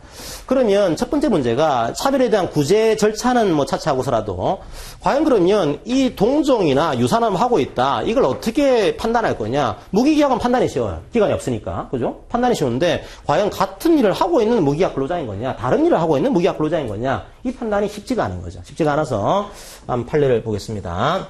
첫 번째 397쪽에 비교 대상은 당해 사업 또는 사업장에서 동종 또는 유사한 업무에 종사하는 기간에 정함이 없는 근로계약을 체결하는 근로자라고 하고 있습니다. 첫 번째 판례는 그냥 판례가 있긴 한데 여러분들이 결론만 이해하세요. 과연 이 비교 대상에 공무원도 될 수 있을까요? 공무원? 보니까 시청에서요. 요분은 기간제로 근무하고 있고 요분은 같은 일을 하고 있는 똑같이. 똑같은 일을 하고 있는데 공무원입니다. 이거 무기계약은 사법적인 근로계약을 체결하는 사람하고 비교를 해야 되는 거 아닙니까? 라고 했더니 우리 판례에서는 기간제 근로자를 보호하기 위한 조항이니까 좀 넓게 해석하자. 뭐 반드시 사법적인 근로계약이 아니더라도 공무원이라고 하더라도 같은 일을 하고 있으면은 뭐 충분히 비교할 수 있습니다. 반드시 그렇게 해석할 필요는 없습니다라고 하는 판례가 하나 있어요. 요게 이제 주로 그 군대에서 조리 종사하시는 분들이었는데 한쪽은 이제 그 공무원 신분이었고 한쪽은 그냥 조리 종사하는 분들이었거든요. 비교할 수 있는 거냐? 뭐 그럴 수도 있다라고 하는 판례가 하나 등장을 했어요. 그게 위의 판례입니다. 기간에 정함이 없는 근로계약을 체결한 근로자를 사법상 근로계약을 체결한 근로자로 한정할 필요는 없다. 공무원도 경우에 따라 할 수 있다. 이런 판례가 하나 있고요. 뭐 오히려 중요한 것은 밑에 판례입니다. K은행입니다. K은행은 이제 은행은 K은행이에요. 이니셜은 뭐 그대로 썼습니다. 뭐 다 알고 있는 은행이니까 그냥 뭐 관계는 없지만 그래도 혹시 모르니까 제가 K은행 썼어요. 자, K은행에 기간제 근로자가 있습니다. 기간제 근로자가 있는데 이 기간제 근로자가 지금 하고 있는 업무를 계약을 할 때 이게 뭐 내부 통제 점검을 한다. 이런 업무 계약을 체결했습니다. 내부 통제 점검. 그런데 여기에는 무기계약이 있어요. 정규직이 있습니다. 자, 무기계약직 근로자는 계약서에 뭐가 있는가 하면은 하고 있는 업무가 주 업무가 이게 아니다. 주 업무는 마케팅인 거다. 이렇게 해놨어요. 주 업무는 영업 마케팅. 주 업무, 영업 마케팅인 거다. 그리고 부수 업무, 부차적인 업무가 내부 통제인 거다. 이렇게 해놨어요. 자, 이 근로자에 대해서 기간제 근로자는 지금 중식대나 통근비를 안 주거나 지금 적혀주고 있습니다. 중식대와 통근비를 적혀줘요. 중식대, 통근비. 그런데 무기계약 근로자는 이걸 많이 주고 있습니다.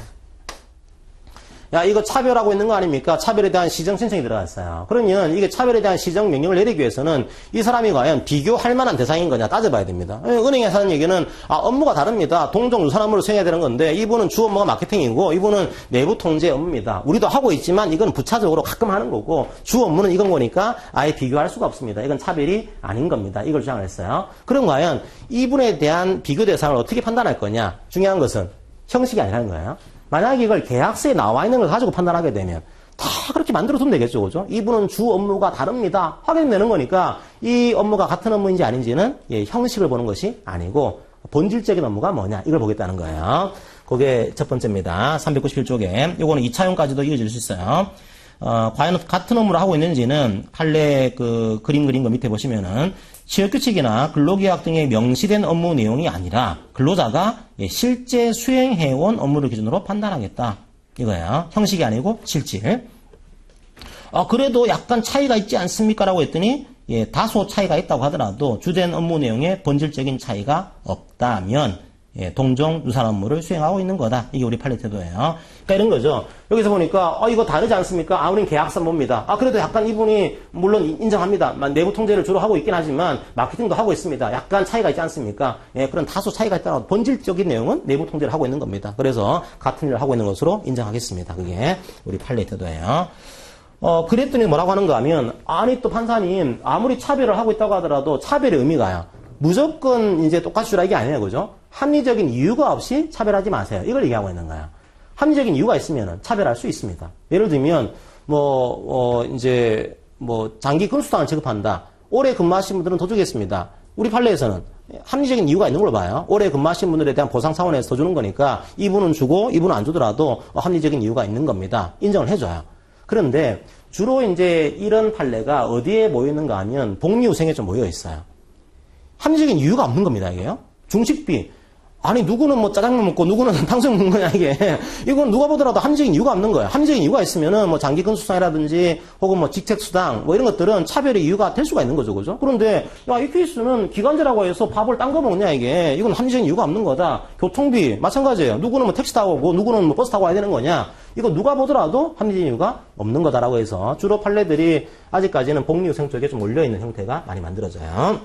그게 2번입니다. 자, 불리한 처우라고 하는 것은 불이익이 되는 건데 합리적인 이유가 없으면은 불리한 처우가 돼요. 차별 처우가 됩니다. 그럼 뭐가 될까요? 첫 번째, 아예 차별 처우의 필요성이 없어요. 그런 경우는 불리한 차별적인 처우입니다. 두 번째로, 차별적인 처우의 필요성이 있다고 하더라도 그 방법이나 정도가 너무 심하다. 이 경우에도 차별 처우가 될 수 있습니다. 그 두 가지가 차별적인 처우인 거다. 이해하시고요. 합리적인 이유가 있으면 차별 처우가 아니에요. 법적으로 허용되고 있습니다. 자, 그렇게 이해하시면 되겠습니다. 그 다음에 뭐 뒤에 보시면 단시간은 다투고죠. 똑같아요. 여기서는 단시간은 동종 또는 유사함으로 생각하고 있는 통상 근로자하고 비교해서 차별인지 아닌지를 판단하게 된다. 이해하시면 될 것 같고. 그 398쪽의 세 번째 그 판례는 장기근속수당을 이제 차별한 겁니다. 정규직은 더 주고 기간제는 그러면 2년이 되지 않았으니까 장기근속수당을 안 주고 있지 않습니까? 이거 차별인 거 아닙니까? 라고 했더니 그거는 뭐 합리적인 이유가 있는 것 같습니다. 이건 차별로 보기가 좀 어렵습니다. 그런 판례예요. 넘어가시면 되겠습니다. 그러면 이제 또 한 가지 문제가 이 차별이 됐어요. 같은 일을 하고 있는데 지금 뭐 이 복리후생비를 뭐 중식비를 통근비를 차별하고 있습니다. 그럼 기간제 근로자가 어떻게 할 거냐? 구제를 해야겠죠, 그죠? 차별을 받고 있으니까 차별적 처우를 이제 구제를 해야 돼요. 어떻게 구제할 거냐? 첫 번째로는 어디 가는가 하면 노동위원회 갈 수 있어요. 노동위원회 차별적 처우가 있은 날부터 얼마 안에 구제를 신청합니다. 구제를 신청할 수 있어요. 얼마 안에 신청을 해야 될까요? 과거에는 이게 3개월이었어요. 지금은 6개월. 차별적 처우가 있은 날로부터 6개월 안에, 6개월 이내에, 제가 지금 차별받고 있습니다. 이거 시정해 주세요. 이제 차별에 대한 구제 신청보다 차별 시정 신청. 차별에 대한 시정 신청할 수가 있습니다. 차별 시정 신청. 6개월 이내. 그런데 이 6개월이 중요합니다. 이 왜 6개월이 중요한가 하면 6개월이 지나게 되면 시정 신청을 못 해요. 이 기간이 끝나버립니다. 그런데 잘 보시게 되면 이런 표현을 쓰고 있어요. 398쪽에 잘 보시면은 시정 신청 기간 안에 보시면은 차별적인 처우가 있은 날부터 간로 안에 계속되는 차별적 처우는 그 종료일부터 6개월 내내 그런 표현을 쓰고 있습니다. 그러니까 여기서는 계속되는 행위인 경우에는 그 차별이 종료일부터 6개월 이내인 거다. 여기 왜 문제가 되는가 하면 어떤 근로자가 이런 식으로 중식비를 안 준 겁니다. 안 준 건데 계속 차별을 하고 있어요. 2년, 3년 동안 계속 차별을 하고 있습니다. 근데 이 근로자가 이거 차별인 거네. 차별에 대한 시정 신청이 들어갔어요. 그런데 한쪽에서는 이거 6개월이 지나면은 차별에 대한 시정 신청을 할 수가 없는 거니까 요때부터 6개월 안에 있는 것만 우리가 인정해 주겠습니다. 요게 맞는 것인지 아니면 한쪽에서는요. 아닙니다. 이 중식대에 대한 차별 처우는 계속되고 있는 겁니다. 계속되고 있는 거니까 지금 종료가 안 된 겁니다. 그러니까 계속 종료가 안 된 거니까 전체 차별 처우가 있었던 전체 기간에 대해서 차별을 지금 시정을 해야 되는 겁니다. 이런 주장이 붙었어요. 우리 판례에서는 임금에 관한 지급은 이게 그때 끝나는 처우가 아니고 계속되고 있는 거다 이렇게 됐어요. 그러니까 전체 기간에 대해서 차별적인 처우를 지정해 주세요. 요구할 수가 있는 거다라고 하는 굉장히 중요한 판례가 또 하나 등장을 하게 됩니다. 그게 맨 밑에 판례예요. 자, 임금의 차별적인 지급은 계속되는 차별적인 처우에 해당한다. 즉 전체 기간에 대해서 요구할 수 있는 것이지 그때부터 6개월 동안 안에서만 끝나는 거냐? 그렇지는 않다라고 하는 거예요. 자, 그런 문제가 등장을 하게 됩니다. 신청인은 기간제 근로자나 단시간 근로자인 것이고 신청기관은 노동위원회예요. 그런데 여기서 여러분들이 구분하셔야 돼요. 399쪽에 판례가 하나 나와 있는데 이 판례의 내용은 여러분들이 두 가지로 구분하셔야 됩니다. 어떤 판례가 있냐면 노동위원회 신청을 할 때 두 가지의 신청이 보통 들어가거든요. 첫 번째가 부당해고에 대한 구제 신청.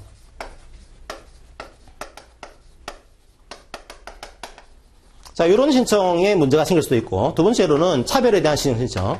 차별을 시정해 주세요. 이에 대한 시정 신청. 그런데 노동위원회에다가 이 신청이 들어가게 되면 노동위원회가 뭐가 있어야 되는가 하면 구제 이익이 있어야 돼요. 구제이익이 있어야지만 이걸 판단해 줍니다. 그런데 이 근로자가 이 신청을 하고 있는 도중에 계약 기간이 만료가 됐어요. 기간이 만료되게 되면 부당해고에 대한 구제 신청이 들어갔다고 하더라도 이거는 구제이익이 없는 걸로 봅니다. 이걸 각하를 해요. 당신에 대해서 원직 복직을 하라고 했다고 하더라도 지금 계약 기간이 끝나지 않았습니까? 끝났으니까 이건 우리가 구제해 줄 수가 없습니다. 이거는 법원 가서 임금 문제는 다시 따져보세요. 우리가 이 문제는 해고에 대한 문제는 원직이 복직할 거냐 이 문제인 건데 이미 기간이 끝났으면은 이거 우리가 구제할 이익이 없는 겁니다. 구제 이익이 지금 없는 것으로 파악을 해요. 자, 그런데 이분이 제가 계약 기간 중에 지금 차별받았습니다 라고 신청했는데 기간이 끝나버렸어요. 그러면 이것도 구제 이익이 없는 거냐, 이거 각하를 해야 되는 거냐, 그렇지는 않다라고 하는 거예요. 차별에 대한 문제는 원직에 복직을 시켜주세요, 이 문제가 아닌 거죠. 그죠? 그 기간 동안에 차별을 좀 시정해주세요. 그 문제다 보니까 설사 그 기간 중에 기간이 끝났다고 하더라도 차별에 대한 시정 신청은 우리가 판단해 주겠습니다 라고 하는 것이 우리 판례 기도입니다. 그게 399쪽이에요. 이건 두 개는 구분하셔야 됩니다. 보통은 이제 기간이 끝나게 되면 해고에 대한 구제이익이 없다라 보거든요. 그럼 여기서도 구제이익이 없는 거 아니냐? 그렇진 않다는 거예요. 자, 시정신청 당시에 혹은 시정 절차 진행 도중에 계약 기간이 만료됐다는 이유만으로 시정이익이 소멸되지는 않는다. 판단해야 되는 거다. 이게 우리 법원의 시각입니다. 네, 그 다음부터는 교재를 통해서 한번 쭉 읽어보겠습니다. 그럼 차별을 시정 신청할 때, 내용을 명시해야 돼요. 차별적 처우의 내용을 구체적으로 명시해야 됩니다. 제가 임금을 얼마나 못 받았습니다. 신청해야 되고. 그 다음에 또 하나의 중요한 문제가 입증 책임이에요. 모든 문제는 절차적인 문제에서는 입증 책임 문제가 중요합니다. 누가 이 문제를 입증할 거냐. 근로자가 이건 불리한 차별적 처우입니다. 이걸 입증해야 되는 것인지, 아니면 사용자가 이건 정당한 이유가 있는 합리적인 차별인 겁니다. 이걸 입증을 해야 되는 것인지. 이게 기간제 근로자에게 입증 책임을 부담시키게 되면 입증 못하겠죠. 그죠? 아무것도 없어. 정보도 없는데 어떻게 입증하겠어요? 그래서 기간제라든지 남녀 고용 평등에 대한 입증 책임은 사용자한테 부담을 시키고 있습니다. 우리가 얘기하는 입증 책임의 전환을 통해서 조금 근로자를 도와주겠다. 이런 지가 담겨 있는 거죠. 입증 책임은 사용자가 부담한다. 이것도 중요합니다. 그러면은 보통 여러분들이 시정신청 들어오게 되면은 구조는 똑같아요. 부당해고나 부당노동이나 똑같습니다. 이걸 가지고 조사하고 신문합니다. 조사하고 신문해서 이걸 가지고 판정을 하게 되는데, 그런데 조사하고 신문해서 판정을 하는 게 아니고 또 뭘 할 수 있는가 하면 이게 약간 섞어놨어요. 조정과 중재를 할 수 있도록 또 길을 열어놨습니다. 보통은 판정은요, 심판은요, 조정하는 게 아닌 거죠. 그죠? 그런데 여기서는 조정도 네가 원하면 할 수 있는 거야. 그 길을 열어놨어요. 아직까지는 이 문제가 안 나오지만 조금 보실 필요는 있습니다. 원래는 조사하고 신문해서 이제 판정을 해야 되는 건데 그게 아니고 조정을 원하면은 조정할 수도 있어요. 쌍방이나 일방이 신청하면은 조정할 수도 있고, 서로 양방이 합의하게 되면 중재를 할 수도 있습니다. 가능한데 이게 안 되면은 이제 판정을 해야겠죠. 그죠? 그러면 조사하고 신문해서 조정과 중재를 할 수 있지만 이게 안 될 경우에는 400쪽에 와서 시정 명령을 내립니다. 이제 조정 중재는 가볍게 읽어보세요. 워낙 절차적인 내용이라서 여기까지 나오기는 쉽지가 않을 건데 그래도 그런 게 있다라는 것은 이해하시고서 넘어가시기 바랍니다. 차별적인 처우가 맞다 그런 경우는 시정하는 명령. 이건 차별적 처우가 아닌 거다. 그때는 기각하는 결정을 내리게 돼요. 구조는 똑같습니다. 부당해고랑. 자, 이유를 명시해서 당위 당사에 각각 서면으로 교부를 해야 되고, 명령을 내릴 때 이 시정명령 이렇게 하세요. 그리고 언제까지 해야 됩니다. 이것들을 구체적으로 기재를 해야 됩니다. 그러면 여러분들이 주로 부당해고에 대한 그 명령서에는 나오는 내용이 뭐겠습니까? 부당해고는 주로 이런 거였죠. 그죠? 원직에 복직을 시키시고, 그 다음에 그 기간 동안에 임금을 지급하세요. 그런 식이에요. 여기서는 차별을 시정하세요. 어떤 식으로 명령이 나올 수가 있을까요? 명령의 내용이 이거예요. 시정명령 내용 400쪽의 가운데 차별적 행위를 중지하세요. 이렇게 나올 수도 있고, 혹은 임금 등의 근로조건을 개선하세요. 이렇게 나올 수도 있고, 혹은 취업규칙이나 단체배약을 지금 차별하고 있는 거니까 이런 식으로 바꾸세요. 이렇게 할 수도 있고, 혹은 근로자가 이제 퇴직했을 경우에는 이게 의미가 없잖아요. 그죠? 퇴직한 이 사람에게는 이런 식으로 배상을 하세요. 그렇게 할 수도 있습니다. 이 내용이 포함될 수 있어요. 그럼 여기서 또 하나의 문제가 배상이라고 하는 명령을 내렸습니다. 배상을 얼마나 해야 될까요? 만약에 정규직은 지금 100을 받고 있는데 나는 80 받고 있어요. 그러니까 20에 대한 지금 차별이 있는 거죠. 일반적으로 20을 배상하세요. 이렇게 나오는 것이 일반적일 겁니다. 우리나라의 배상의 기본적인 원칙은 그 금액만큼 배상해 주는 것이 원칙이에요. 그런데 이 미국 같은 데 보시게 되면 배상 제도 중에 하나가 이게 징벌적인 손해배상이라고 하는 제도가 있습니다. 아니, 배상을 그 손해받은 것만큼만 배상해 주다 보니까 이게 무서운지 모른다. 이거 좀 세게 그냥 천문학적인 배상을 매겨가지고 여기에 대한 두려움을 가지고서 이 법을 위반하지 않도록 해야 되는 거 아니냐. 그게 이제 징벌이에요, 징벌. 벌을 내리는 차원에서 배상을 세게 매기는 겁니다. 우리나라에서는 일반적으로 그런 배상 제도가 많지가 않아요. 거의 없어요, 일반적으로. 우리나라는 그냥 손해받은 것만큼만 배상해주면 되는 겁니다. 이게 원칙인 건데, 이 법에서 약간 뭐랄까요, 세지 않긴 하지만, 이 징벌적인 손배 제도를 만들어 놨어요. 야, 이게 너희들이 원래는 20을 주면 되는 건데, 야, 이거 사용자가 너무 고의적이다, 이게. 너 악질이네, 이거야, 이게요. 너무 악질적인 거다. 명백한 고의가 있다. 너무 이게 질이 안 좋네. 혹은 이게 너무 반복되고 있다. 이거는 20만 주더라도 이게 되는 문제가 아니고, 이거 너한테 벌을 좀 내려야 될 것 같아. 근데 우리가 형사처벌할 수가 없으니까, 요 내용에서는 벌을 내리는 차원에서 손배 액수를 좀 늘리겠다. 예, 3배수 이내에서 손해배상을 우리가 부과할 수 있다. 이런 내용들을 추가를 시켜놨어요. 아주 조금 가볍긴 하지만, 그래도 어느 정도는, 원래 손해 액수를 넘어서는 액수만큼도 부과할 수 있다라고 하는 그런 내용을 하나 만들어둔 겁니다. 그게 세 번째, 배상액의 예외. 명백한 고의가 인정되거나 차별조처가 반복되는 경우에는 3배를 넘지않은 범위에서 배상을 명령할 수 있다라고 하는 그런 내용도 규정을 두게 됩니다. 나머지 절차는 거의 똑같습니다. 지방노동위원회에서 이걸 이제 판정하게 되면 재심을 신청할 수 있어요. 어디다가? 중노위에 10일 이내에 재심을 신청할 수 있고, 다시 중노위 판정에 대해서도 불복한다. 그때는 15일 이내에 행정법원에 소송을 제기할 수 있다. 이 내용은 부당해고랑 똑같으니까 여러분들이 이해를 하시기 바랍니다.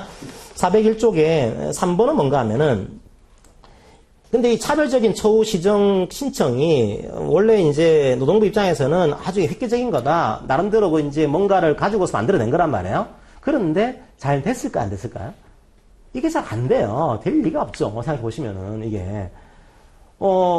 이제 이분이 계약 기간이 이제 한 달이 남았어요. 보니까 차별을 받고 있는 거예요. 야, 차별 받고 있습니다. 신청했어요. 한 달이 끝났습니다. 다음번엔 사요나라 이렇게 해요, 이제. 그러니까, 이제 계약하지 않겠습니다. 이렇게 버려요. 계약 근로자들은 다음번에 계약이 연장이 돼야 되는데, 이걸 신청하는 그 순간에 계약이 끝나버립니다, 이게요. 그러니까 이게 실익이 있는 거냐? 이게 시정권자를 지금 개인 근로자라고 있는 건데, 개인 근로자가 신청하기에는 굉장히 무리다. 이거 뭔가 제도는 좋은 건데, 뭔가 다른 식으로 보완을 해야 되는 거 아니냐? 네, 그런 취지로 이제 누가 들어오는가 하면 노동부 장관이 여기에 개입하는 것을 허용하고 있습니다. 상당히 독특한 제도예요. 원래 노동위원회가 이걸 판단하기 위해서는 어떻게 해야 되는 거죠? 신청을 해야 돼요. 이 피해를 당한 근로자가. 그런데 신청하지 않더라도 노동부 장관이 어떻게 하는가 하면 보니까 사업장을 점검할 권한을 가지고 있습니다. 근로감독관을 통해서 점검하고 있는 거죠, 그죠? 근로감독을 통해서 점검을 해봤더니, 여기 차별이 있는 거예요. 이거 지금 당신들 사업장에서 기간제 근로자와 지금 무계약을 차별하고 있습니다. 차별한 거니까 시정하세요. 이 시정하는 명령을 내려요.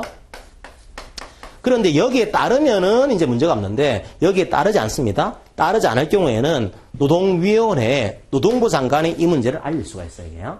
원래 노동위원회는 개인이 신청하지 않으면 움직이지 않는 기관인데, 노동부 장관이 보고 나서, 이거 차별 있는 것 같은데 시정을 요구했는데, 아니, 시정 명령이 아니죠. 시정 요구죠. 시정 요구. 시정을 요구했는데, 이걸 따르지 않았다? 그러면 이거 노동위원회가 좀 해주세요. 노동위원회의 문제를 알릴 수가 있어요. 그게 3번입니다. 노동부 장관은 일단 첫 번째로는 사용자에게 시정을 요구하는 겁니다. 시정을 따르면 끝나는 문제인데, 두 번째 본단, 시정 요구에 응하지 않는다. 그때는 차별적 처우의 내용을 원래는 개인 근로자가 명시해서 해야 되는 건데 노동부 장관이 노동위원회에 통보를 해야 합니다. 그럼 노동위원회가요, 이걸 가지고 심리를 해요. 이거를 또. 독특하죠, 그죠? 노동위원회는 준사법기구다 보니까 이게 본인 피해를 당한 근로자가 신청하지 않게 되면 움직이지 않는 것이 원칙인데, 이 기간제 근로자의 차별 문제에 대해서는 기간제 근로자가 신청하지 않더라도 노동부 장관이 개입할 수 있는 거다. 이런 제도를 만들어둔 겁니다. 독특한 그런 제도예요. 그냥 이 법의 실효성을 높이기 위한 그런 제도로 이해를 하시면 되겠습니다. 또 한 가지 독특한 제도는 4번입니다. 확정된 시정명령의 효력 확대. 이것도 상당히 중요한 문제죠. 뭔가 하면은 이런 겁니다. 노동위원회 가서 이게 시정 명령을 받은 거예요. 차별 시정하세요. 시정하는 명령 받았습니다. 그런데 노동위원회에 또 명령제도에 한계가 있습니다. 누구에 대한 시정인 거죠? 이걸 신청한 근로자에 대한 거죠. 갑이라는 근로자가 신청하게 되면 이 근로자한테 임금 더 주세요. 이런 명령을 내리는 겁니다. 그런데 노동장을 봤더니 갑이라는 근로자가 있는데 이 사업장에 갑 말고 을도 있고 병도 있고 지금 정도 있는 거다. 이 사람은 그런데 차별 시정 신청을 하진 않았어요. 노동장관이 이 사람이랑 같은 거네. 그러면 이 사람도 당신이 시정하세요. 요구할 수가 있습니다. 시정하지 않게 되면 다시 이 문제를 노동위원회에 들고 들어갈 수 있어요. 이런 제도를 만들어 둔 겁니다. 그게 4번입니다. 노동장관은 확정된 시정명을 이행할 의무가 있는 사용자의 사업 또는 사업장에서 해당 시정명의 효력이 미치는 근로자 이외에 다른 사람이 있는 거예요. 또 기간제 근로자, 단시간 근로자에 대해서도 그 시정을 요구할 수 있다라고 만들어놨습니다. 자, 그 밖에 특별한 보호를 보시면은 뭐 이런 불리한 처우를 이제 통고했다고 하더라도 이걸 가지고 해고하지 마세요. 이걸 가지고 불리한 처우를 하지 마세요. 이 내용을 만들어놨습니다. 401쪽에 2번을 보시면은 여러분들이 근로기준법에서 이 내용은 근로계약상으로 서면으로 명시를 해야 되는 거다. 이 내용을 본 기억이 날 거예요. 뭐를 명시해야 되는 거죠? 임금의 구성 항목, 계산 방법, 지급 방법, 소정 근로시간, 유급주유, 유급연차휴가는 서면으로 명시해야 되는 거다 만들어놨는데 여기서는 기간제 근로자나 단시간 근로자에 대해서는 이런 내용을 가지고 서면으로 명시를 해야 되는 겁니다. 좀 더 구체적으로 만들어둔 거예요. 자, 근로계약기간, 근로시간, 휴게, 임금의 구성 항목, 계산 방법, 지급 방법, 휴일, 휴가, 취업 장소와 종사해야 될 업무. 원래 취업 장소와 종사해야 될 업무는요. 일반 근로자들은 서면으로 명시해야 될 사항이 아니에요. 아닌데 기간제나 단시간은 그 사항도 서면으로 명시를 해야 됩니다. 여기에 덧붙여서 단시간 근로자는 6호 근로일과 근로일별 근로시간도 서면으로 명시하도록 지금 규정을 두고 있는 겁니다. 즉 기간제와 단시간에 대해서 약간 더 세부적으로 이 내용들을 규정을 하고 있다. 이해하시면 되겠습니다.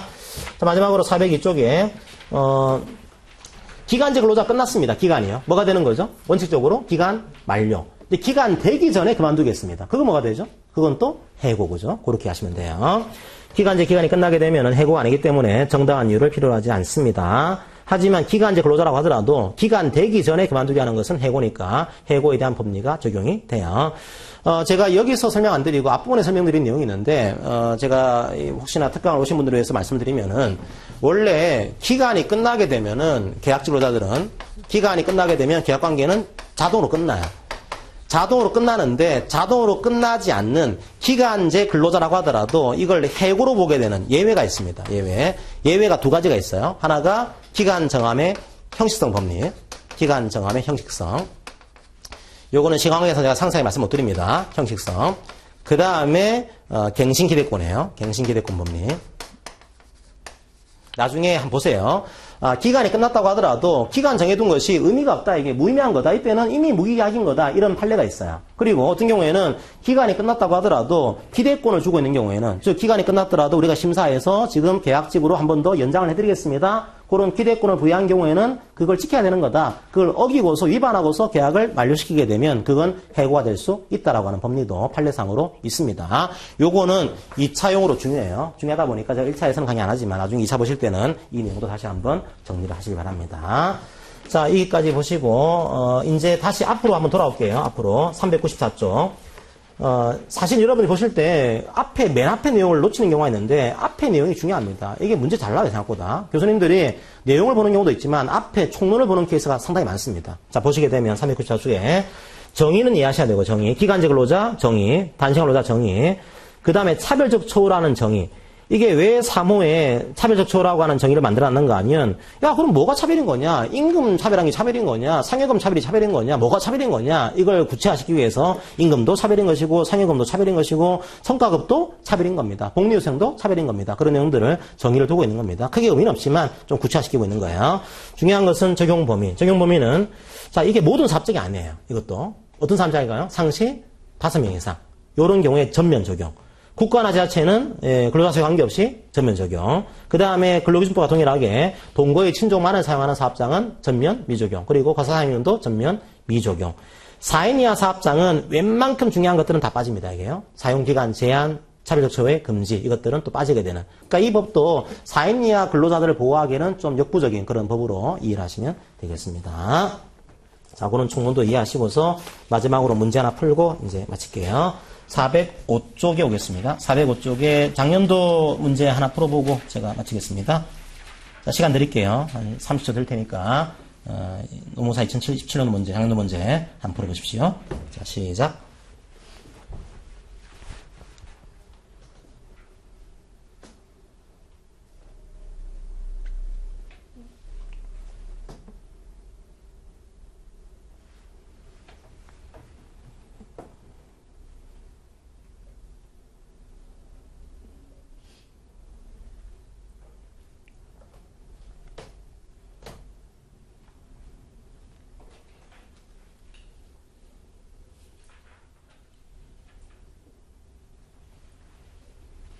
지금은 다 보셔야 되고요. 나중에 이제 실제 시험장 가서는 확실한 정답이 있다면 찍고 넘어가야겠죠. 그죠?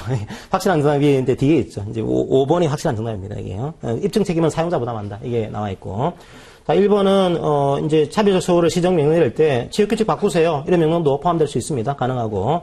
교영성과금도 예, 차별적 처우의 대상으로 보고 있습니다. 2번도 지금 틀렸고. 3번은 근로일과 근로일별 근로시간은 예, 단시간 근로자에 대한 설명사항이에요. 기간제 근로자는 아닙니다. 4호는 12시간까지 할 수가 있는 건데 동의하게 되면 그 12시간의 기준이 소정근로시간이다. 그리고 소정근로시간 초과해서 합의하게 되면 12시간. 12시간 초과해서 근로하는 것은 안 된다라고 하는 거. 그래서 4번도 틀렸고 입증 책임은 사용자 부담한다. 맞아요. 정답은 5번이 되겠습니다. 자꾸 이제 문제들은 반복을 하시면은 이런 식으로 나오는구나 좀 이해할 수가 있을 겁니다. 예, 조금 시간을 길겠습니다. 좀 쉬었다가 파견법도 다음 시간에 약간 시간을 두고서 강의를 하도록 하겠습니다. 예, 좀 쉴게요.